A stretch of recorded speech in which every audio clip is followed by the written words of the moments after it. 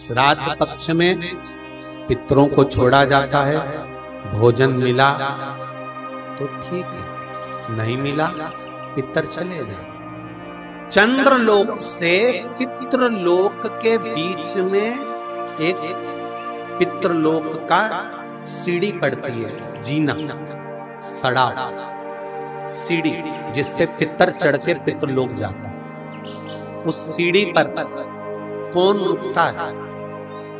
उस सीढ़ी पर पितृलोक में जाते समय कौन रुकता है? तर्पण शिव महापुराण की कथा कर रही है कि पंचमी का श्राद्ध था, पितर आए पर आपके यहाँ पर उनको भोजन नहीं मिला, वो पंचमी के दिन का श्राद्ध नहीं जीन पाए, चले गए। पितृलोक की सीढ़ी पर जाकर बैठ जाते हैं। अंदर जो पितर जाते हैं वो पितर जब अंदर जाते हैं, जाने के बाद बात करते करते जाते हैं कि हमारे बेटे ने हमको खीर खिलाई, हमको पूड़ी खिलाई, और उनके मुख से जो राल टपकती है, तो जो पितर भूखे रह जाते हैं वो पूरा साल उनकी राल को चाटते हैं और बद्दुआ देते हैं कि हमारे बेटे 5 5 4 4 3 3 2 2 इतने बेटे और हमको भूखा छोड़ दिया। तो वो बद्दुआ देते हैं, जिसके कारणवश पितृदोष होता है। और फिर ब्राह्मण देवता कहते हैं कि ये पितृदोष हो गया। पितृदोष क्यों हुआ? क्योंकि वो भूखे रहे। शंकर पर जल चढ़ाने से 3 दोष अपने आप समाप्त हो जाते हैं। पहला पितृदोष, दूसरा कालसर्प दोष और तीसरा वास्तु दोष। ये तीनों दोष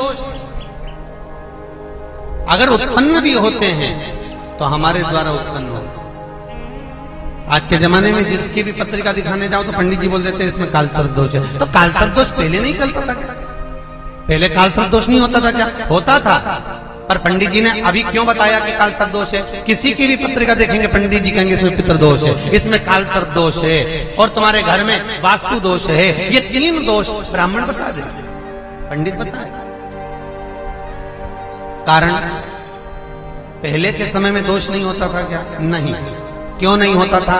कि पहले के समय में घर के अंदर से रसोई घर में से 1 लोटा पानी भरकर रसोई घर से लेकर घर की बहू, बेटी, बेटा, पति, जो भी घर का व्यक्ति है 1 लोटा पानी ले जाकर, कलश ले जाकर घर के रसोई घर में से ले जाकर शंकर के शिवालय में शंकर के शिवलिंग पर चढ़ाता था।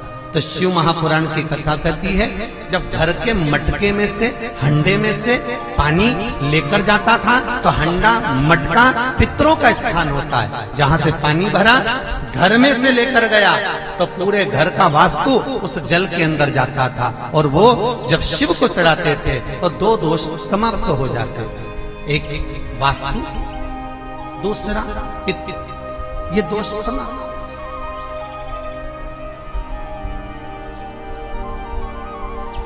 तीसरा दोष कालसर्प दोष कहां से आया? तो शिव महापुराण की कथा कहती है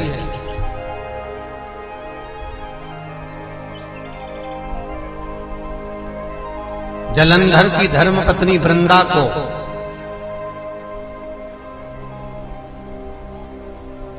जब सात्वित्व भंग किया गया भगवान विष्णु के द्वारा, तब वृंदा तुलसी के क्यारे के रूप में प्रकट हो गई। और वृंदा ने शंकर भगवान से कहा, भोलेनाथ, सारे देवताओं का चढ़ा हुआ जल मुझ पे चढ़ सकता है और मैं भी सारे देवताओं के लिए समर्पित रहूं, सारे देवताओं। पर भोलेनाथ, यदि आप पर चढ़ा हुआ जल मेरे तुलसी के क्यारे के अंदर आएगा तो उसको सर्प के डसे का दोष लग जाएगा, जिसको कालसर्प दोष कहा।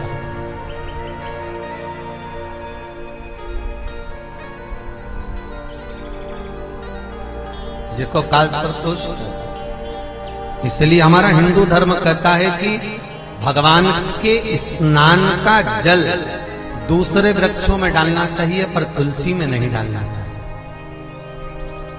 पहले के समय में घर में बगीचा बड़ा होता था तो लोग जल को ले जाकर वृक्षों में डाल देते थे। आज के जमाने में ले दे के केवल एक तुलसी का पौधा मिलता है, जो भी भगवान को निलाया ले जाके तुलसी में डाल दिया।